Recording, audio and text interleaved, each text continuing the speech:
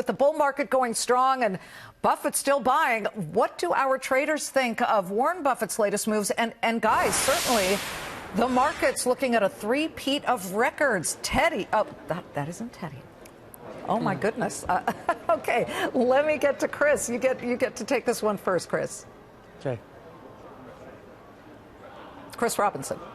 Yeah, I'm here. Yeah, go ahead. I mean, what do you think of Buffett's stake, and what do you think of the three-peat? Well, I mean, the three-peat is nice. I think that we're going to probably see more of that between now and the end of the year as people chase this market. We've talked about that for a while. I bet if you look at Warren Buffett's, his average rate of return over 50 years is a little over 21%.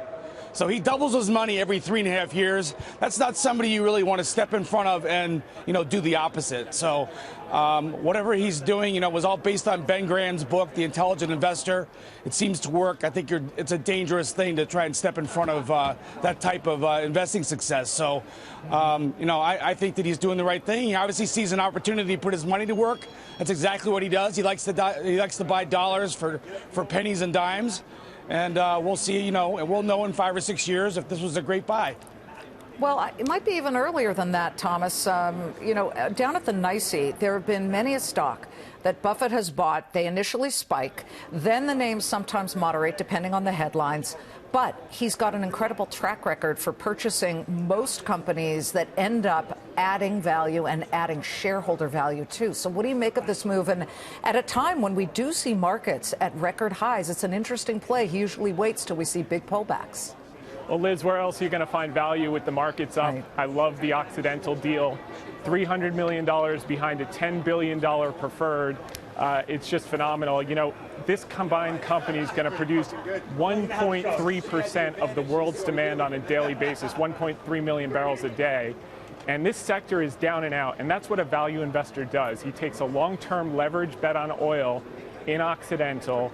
He backs it up with some equity plays, and this is just going to be a phenomenal deal. This sector is the worst performing sector, exploration and production, for this year. Next year's earnings, we're expected to have the highest earnings growth, 25% earnings growth in exploration and production. Yeah, I think you're right on that. Phil, we are just off session highs. The Dow is now up 200 points. We're on track for records for the Dow, the NASDAQ, the S&P. What's going on in the water across trading floors that everybody says pile in on a day like this? I don't know what it is, but I want more of it. Give me some more of that stuff. But I'll tell you what, listen, we've been playing the last couple of months with a wall of fears. We were priced in recession, the end of the world, a never-ending U.S.-China trade deal. All of those things look to be not true. If you look across the board, for example, we were talking about energy. The International Energy Agency came out with a report today or yesterday that said, oil demand in the third quarter actually doubled globally. So that doesn't sound like a global slowdown. So that shows you that there's a lot of people that have been really chewed down on the overall economy, and they were missing out. And now it looks like we got a U.S.-China trade deal. That looks good. It looks like the impeachment thing's going nowhere, so a very positive day. Yeah, and you know what?